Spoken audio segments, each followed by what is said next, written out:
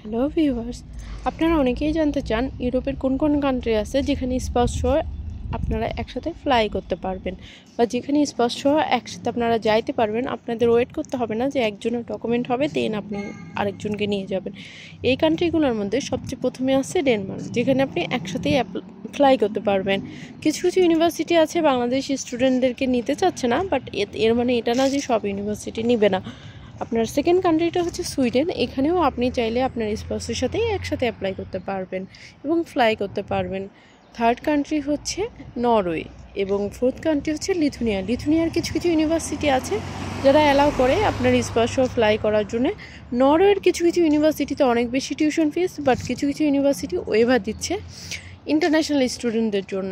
তো আপনারা চাইলে সেই কান্ট্রিগুলো ট্রাই করতে পারেন স্পাউস সহ যাওয়ার জন্য।